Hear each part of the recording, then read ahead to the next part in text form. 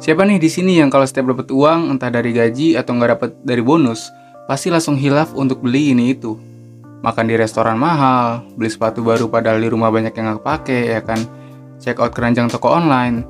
Bahkan menurut beberapa riset mengatakan kalau milenial usia 20-35 tahun itu memiliki kebiasaan boros dalam hal keuangannya. Apalagi bagi kita kan yang statusnya Gen Z gitu ya, pasti selalu banyak godaan untuk beli yang sekilas menarik bagi kita. Apalagi kalau misal ada diskonnya. Ya karena uang bisa dicari tapi diskon nggak akan datang 2 kali ya kan. Well, sebenarnya nggak salah sih selagi itu emang uang kita sendiri. Yang repot tuh kalau uang minjem tapi malah dipakai buat belanja barang yang nggak penting. Nah, satu masalah yang banyak dialami kita yang punya sifat boros itu, pas ngabisin uangnya sih happy aja ya, tapi setelah ngabisin uang itu, udahannya malah pusing lagi karena nggak punya uang. Akhirnya malah nyesel sendiri karena udah boros.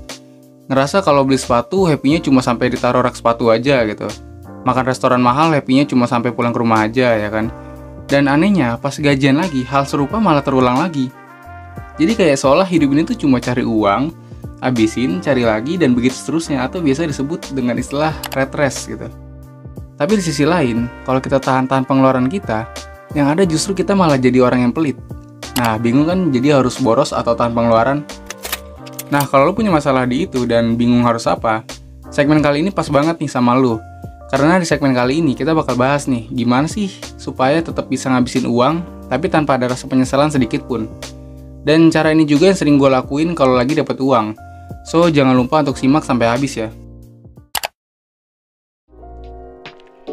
Step yang pertama ini penting banget dan banyak orang yang salah paham. Yang benar itu sisihin untuk nabung, bukan sisahin untuk nabung. Paham ya bedanya?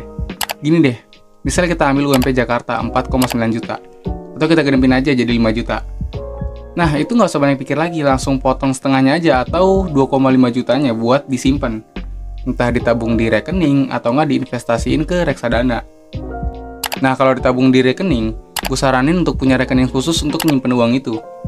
Sebenarnya nggak harus 50%-nya juga ditabung sih, sesuaiin aja sama kemampuan yang kita punya gitu.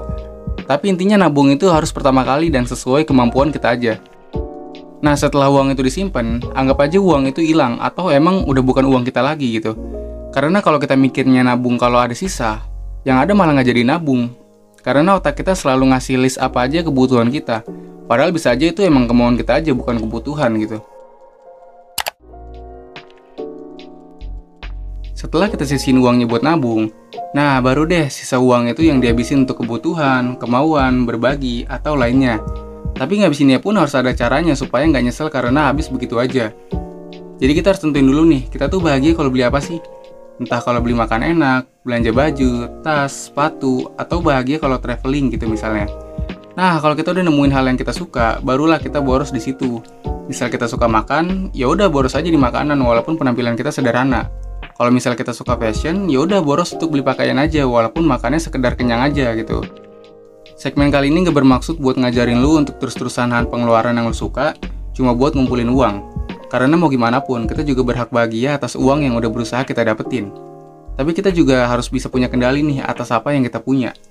Kalau misal lu juga mau berbagi tips apa aja yang harus dilakuin, coba spill di kolom komen ya. Siapa tahu banyak yang terbantu dengan tips dari lu. Well, sekian dulu pembahasan singkat kita kali ini. Semoga bermanfaat dan sampai jumpa di segmen selanjutnya.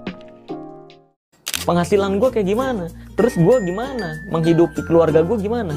Menghidupi orang tua, menghidupi istri, menghidupi adik, dan lain sebagainya. Tuh. Gitu Pak.